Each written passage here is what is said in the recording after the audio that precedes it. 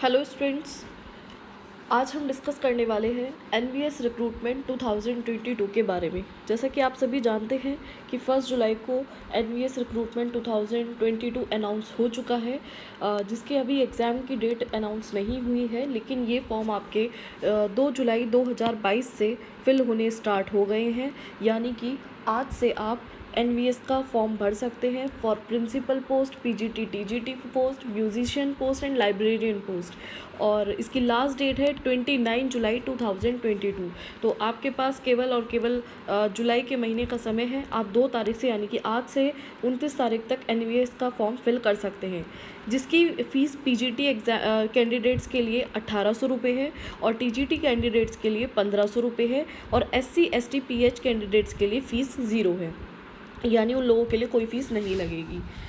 इस वीडियो में मैं आपको पीजीटी मैथमेटिक्स के कंप्लीट सिलेबस के बारे में, एग्ज़ाम पैटर्न के बारे में डिस्कस करूँगी और उससे रिलेटेड जो भी जानकारी है ज़्यादा से ज़्यादा मैं आपको देने की कोशिश करूँगी। अगर फिर भी आपका कोई डाउट है जो मैं इस वीडियो में आपको ना बता पाऊँ, आप कमेंट सेक्शन में कमेंट करके पूछ सकते हैं।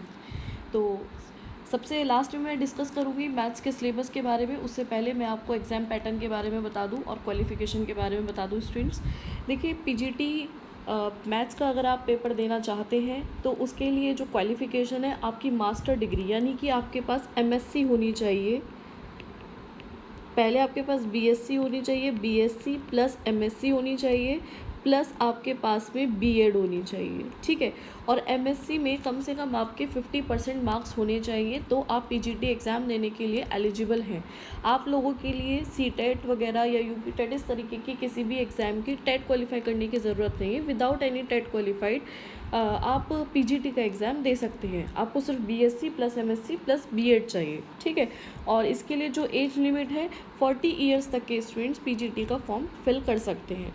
टीजीटी के लिए अगर मैं बात करूं तो टीजीटी के लिए आपके पास बीएससी होना चाहिए, प्लस बीएससी में आपके जो है 50% मार्क्स होने चाहिए कम से कम। यहाँ पर मेंशन भी किया है मैंने, जैसे पीजीटी के लिए एमएससी में मिनिमम 50% होने चाहिए, सेम एज टीजीटी के लिए बीएससी में 50% मार्क्स होने चाहिए, प्लस आपके पास में बीएड की डिग्री होनी चाहिए, प्लस आप सीटेट क्वालिफाइड होने चाहिए और आपकी एज 35 ईयर्स से कम होनी चाहिए, तभी आप एनवीएस टीजीटी का फॉर्म फिल करने के लिए एलिजिबल हैं।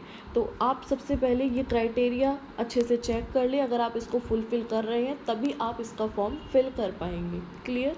आगे बढ़ती हूँ, वैकेंसी की बात कर लेते हैं। देखिए, मैथ्स की केवल मैं यहाँ पर बात करूँगी, सिर्फ़ और सिर्फ टीजीटी पीजीटी मैथमेटिक्स के ऊपर ही मैं इस पूरी वीडियो में डिस्कस करने वाली हूँ। तो वही स्टूडेंट्स इस वीडियो को ध्यान से देखें और समझें जो मैथ्स की तैयारी कर रहे हैं फॉर टीजीटी एंड पीजीटी। सिर्फ ये उन्हीं के लिए वीडियो है, ठीक है स्टूडेंट्स। तो पहले मैं यहाँ पे बात करूँगी पीजीटी मैथ्स में इस बार कितनी वैकेंसी निकली है एनवीएस में। अगर मैं जनरल वालों की बात करूँ तो मात्र यहाँ पर वैकेंसी है आपके पास 13। ईडब्ल्यूएस की बात करूँ तो 2 वैकेंसी है, ओबीसी में 7 वैकेंसी है, एससी में 3 वैकेंसी है, एसटी में 1 वैकेंसी है, यानी कि टोटल हमारे पास 26 वैकेंसी निकली है, ठीक है।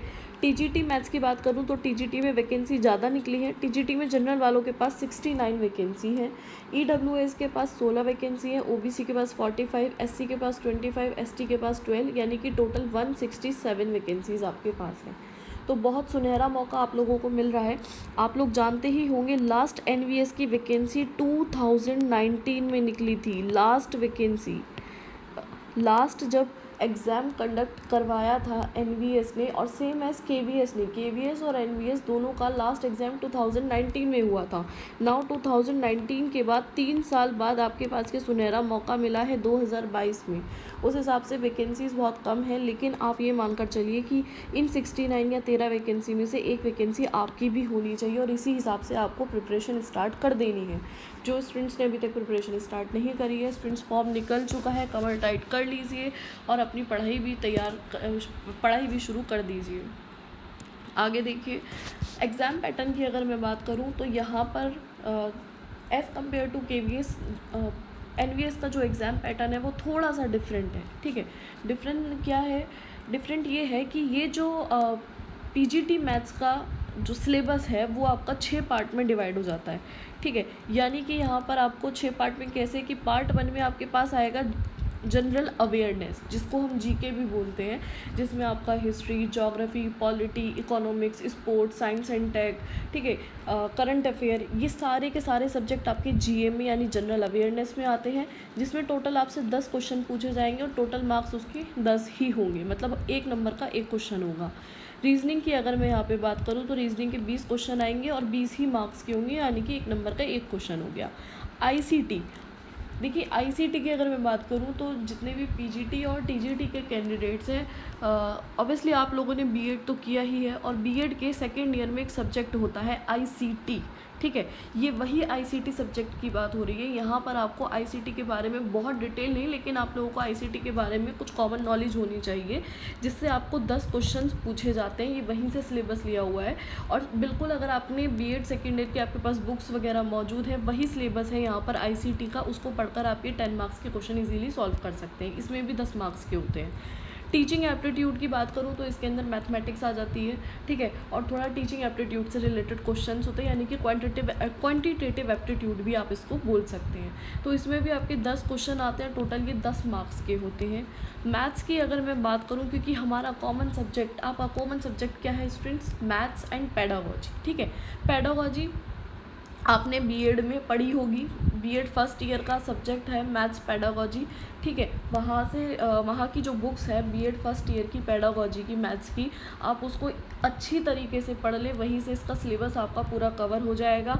और अगर मैं यहाँ पर मैथ्स की बात करूँ तो आपको 9, 10, 11, 12 की एनसीईआरटी प्लस बीएससी और एमएससी का, अगर आप पीजीटी मैथ्स के लिए दे रहे हैं एग्ज़ाम, तो आपको मैथ्स में एमएससी की भी बुक्स पढ़ना ज़रूरी है यहाँ पर, जिससे आपको 80 क्वेश्चंस पूछे जाएंगे और ये भी 80 मार्क्स के होंगे।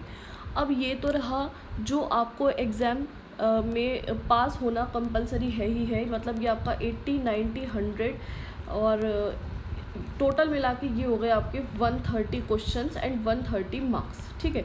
अब बात करते हैं पार्ट 6 की। पार्ट 6 यहाँ पे थोड़ा सा डिफरेंट हो जाता है, ये आपका लैंग्वेज पेपर है, इंग्लिश एंड हिंदी का, ठीक है। इसमें आपसे इंग्लिश में भी 10 क्वेश्चन पूछे जाएंगे और हिंदी में भी 10 क्वेश्चन पूछे जाएंगे और 10 ही मार्क्स के होंगे, 10-10 मार्क्स के। लेकिन ये दोनों पेपर क्वालिफाइंग पेपर हैं, समझ गए? क्वालिफाइंग पेपर का मतलब क्या होता है कि आपको इन सब्जेक्ट्स में इंडिविजुअली पास होना कंपलसरी है। ऊपर के पार्ट 5 तक के सब्जेक्ट्स में इंडिविजुअली पास होना कंपलसरी नहीं है, लेकिन पार्ट 6 के दोनों सब्जेक्ट में इंडिविजुअली पास होना कंपलसरी है, क्योंकि ये दोनों क्वालिफाइंग सब्जेक्ट हैं।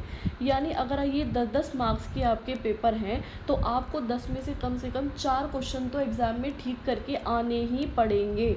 अगर आपके 10 में से 4 क्वेश्चन ठीक है, तभी आप क्वालिफाई कर पाएंगे। क्लियर?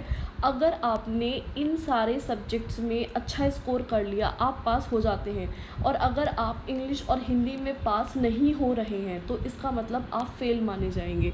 तो थोड़ा सा ध्यान देने की बात है, आपको इंग्लिश और हिंदी पे थोड़ा सा फोकस करना पड़ेगा, और कम से कम 10 में से 4 क्वेश्चन बिल्कुल ठीक करके आने पड़ेंगे, ताकि आप ये दोनों पेपर भी क्वालिफाई कर सकें और अपने ऊपर के पार्ट 5 तक के सारे पेपर क्वालिफाई कर सकें। लेकिन फिर बता रही हूँ कि पार्ट 1 से पार्ट 5 तक के जो सब्जेक्ट्स हैं उसमें इंडिविजुअली पास होना कंपलसरी नहीं है। पार्ट 6 के दोनों पेपर, यानी इंग्लिश लैंग्वेज का पेपर और हिंदी लैंग्वेज के पेपर में इंडिविजुअली पास होना कंपलसरी है। ये बात आप बिल्कुल ध्यान से समझ लीजिए स्टूडेंट्स। और ये जो पेपर होगा आपका 3 घंटे का होगा, और ये रिटन एग्जामिनेशन आपका होने वाला है। अभी एग्ज़ाम डेट के बारे में कुछ नहीं कह सकते हैं, लेकिन जैसे ही एग्ज़ाम डेट अनाउंस होगी मैं आपको बिल्कुल इन्फॉर्मेशन दूँगी टाइम से। सेम देखते हैं टीजीटी मैथ्स का सिलेबस, उसके बाद में हम डिटेल सिलेबस के बारे में डिस्कस करेंगे।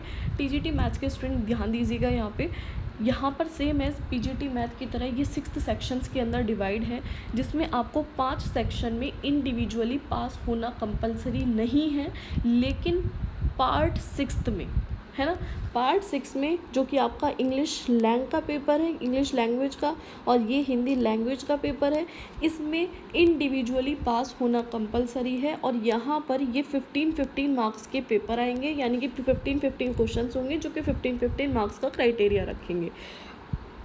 क्वालिफाइंग पेपर है, तो कम से कम 33% आपके इसमें आने ही चाहिए, ठीक है। तो टोटल हो गया ये 30 आपका। अब बात करते हैं मैथ्स एंड पेडागॉजी की। तो पेडागॉजी सेम आपने बीएड के फर्स्ट ईयर में पढ़ी है, वही बुक यहाँ पर सफिशिएंट है आपकी पेडागॉजी के लिए। और मैथ्स आपका कम से कम 9th 10th 11th 12th and BSc, ये मैथ तो आपको बहुत अच्छे से पढ़ना ही पड़ेगा अगर आप टीजीटी मैथ क्वालिफाई करना चाहते हैं तो। और सबसे ज़्यादा फोकस करने की ज़रूरत भी सिर्फ और सिर्फ मैथमेटिक्स पर है, क्योंकि सबसे ज़्यादा वेटेज आपका यहाँ पर मैथ्स का ही है स्टूडेंट्स, ठीक है। 80 क्वेश्चन आएंगे जो कि 80 मार्क्स के होंगे। टीचिंग एप्टीट्यूड की बात करूँ तो 10 क्वेश्चन आएंगे, 10 मार्क्स के होंगे। आईसीटी की बात करूँ 10 question 10 marks, reasoning 10 question 10 marks, GA की बात करूँ 10 क्वेश्चन 10 मार्क्स। 3 घंटे का आपका एग्ज़ाम होगा, रिटन एग्ज़ाम आपका ये होगा, ठीक है। तो ये था एग्ज़ाम पैटर्न पीजीटी और टीजीटी मैथमेटिक्स का। आई होप स्टूडेंट्स आपके सारे डाउट मैं इस वीडियो में क्लियर करवा पा रही हूँ। कोई भी डाउट है तो कमेंट सेक्शन में पूछ लीजिएगा बेटा, कोई प्रॉब्लम नहीं है। नेक्स्ट वीडियो में मैं आपको आंसर कर दूँगी, कोशिश करूँगी कमेंट के माध्यम से ही आपका आंसर टाइम से कर पाऊँ। आगे डिस्कस करते हैं हम डीपली सिलेबस के बारे में। सबसे पहले हम यहाँ पर general awareness, reasoning, ICT, teaching aptitude के सिलेबस के बारे में बात करते हैं। और लास्ट में हम डिस्कस करेंगे मैथमेटिक्स के डीपली सिलेबस के बारे में, ठीक है, मैथ्स एंड पेडागॉजी के बारे में। सॉरी। तो सबसे पहले देखिए जनरल अवेयरनेस। अगर मैं जनरल अवेयरनेस की बात करूं तो टीजीटी के अंदर भी और पीजीटी के अंदर भी ये 10 मार्क्स का क्राइटेरिया रखता है ना। पीजीटी के अंदर भी यहाँ पर 10 क्वेश्चन पूछे जाएंगे और टीजीटी के अंदर भी 10 क्वेश्चन पूछे जाएंगे। तो जनरल अवेयरनेस के लिए अगर आपको 10 मार्क्स चाहिए तो आपको क्या क्या पढ़ना पड़ेगा? Important days, Indian history, polity आ जाएगी, बुक्स ऑथर्स आ जाएंगी, बजट आ जाएगा, इकोनॉमी आ जाएगी, कैपिटल्स आ जाएंगी, नेशनल इंटरनेशनल ऑर्गेनाइजेशन आ जाएंगी। बेटा आप वीडियो को स्टॉप करके इसका एक स्क्रीनशॉट ले लें और इन टॉपिक को अपनी किसी भी बुक में नोट कर लें, ताकि आप इन सारे टॉपिक्स की प्रिपरेशन अच्छे से कर सकें। बाकी मैं इनके लिए एक बेस्ट बुक आपको सजेस्ट करना चाहूँगी, ल्यूसेंट में आपको, क्योंकि यहाँ पर देखिए बहुत ज़्यादा वेटेज नहीं रख रहे हैं, ये सारे टॉपिक्स केवल 10 मार्क्स का रख रहे हैं। और अगर आप सिंपल एक बुक में ये सारे टॉपिक्स पढ़ना चाहते हैं तो ल्यूसेंट है, अरिहंत है, इस तरह की कुछ अच्छी बुक्स हैं जो कि इनफ हैं आपका जीए कवर करवाने के लिए। आप किसी भी एक बुक को चूज़ करके ये सारे टॉपिक्स वहाँ से कवर कर सकते हैं। आगे बात करते हैं रीजनिंग की। अगर पीजीटी के लिए बात करूँ तो 10 क्वेश्चन पूछे जाएंगे 10 मार्क्स के, और टीजीटी के लिए बात करूँ तो 20 क्वेश्चन पूछे जाएंगे जो कि 20 मार्क्स का वेटेज रखते हैं। तो पीजीटी के स्टूडेंट्स और टीजीटी के स्टूडेंट्स के लिए सिलेबस बिल्कुल सेम है, कोई डिफरेंस नहीं है, कॉमन सिलेबस होता है। ये सारे टॉपिक्स हैं जिसको आप ल्यूसेंट अरियन, फिर से मैं यही बुक प्रेफर करूँगी कि आप किसी भी सिंपल एक बुक से, कोई भी ज़रूरी नहीं है मैंने आपको ल्यूसेंट या अरियन का ही नाम दिया है, कोई भी एक अच्छे राइटर की बुक, कोई भी एक सिंगल इंडिविजुअल बुक को आप पूरे सारे के सारे टॉपिक्स को कवर करके अपना सिलेबस कवर कर सकते हैं, ठीक है।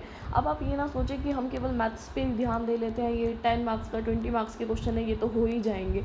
देखिए हर एक सब्जेक्ट का अपने आप में एक बहुत ही अच्छा वेटेज होता है। अगर आप कहीं ना कहीं मैथ्स में क्वेश्चंस को कम सॉल्व कर पा रहे हैं तो आपके पास एक अपॉर्चुनिटी होती है कि आप जीए या रीजनिंग के ज़रिए या आईसीटी के ज़रिए उन सारे क्वेश्चंस का जो आप मैथ्स में नहीं कर पा रहे हैं उनको यहाँ पे आप वेटेज बढ़ा सकते हैं, ठीक है। तो ये सारे टॉपिक्स रीजनिंग के लिए हैं।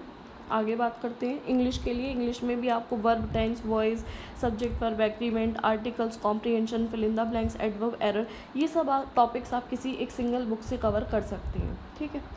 नेक्स्ट, हिंदी में भी आपको वोकेबलरी यानी जो शब्दावली होती है, जो ग्रामर होती है, और पर्यायवाची शब्द हो गए, विलोम शब्द हो गए, फिल इन द ब्लैंक्स भरने वाले क्वेश्चन होते हैं, कॉम्प्रिहेंशन होते हैं, इस तरीके का आपका पूरा सिलेबस रहेगा। आप इन सब चीज़ों की स्क्रीनशॉट ज़रूर ले लें और इन टॉपिक्स को अपनी किसी भी अच्छी बुक में नोट कर लें ताकि आप अपना पूरा टॉपिक कवर कर सकें।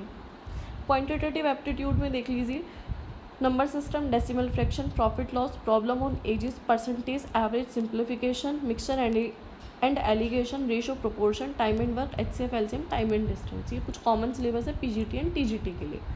अब सबसे ज़्यादा इंपॉर्टेंट बात जो ध्यान देने योग्य है, यहाँ पर हम बात कर रहे हैं यहाँ पर पीजीटी टीजीटी मैथमेटिक्स के बारे में, जो कि एक कॉमन सिलेबस है जो कि 80 मार्क्स का वेटेज रखता है, जो कि अपने आप में बहुत बड़ा वेटेज है।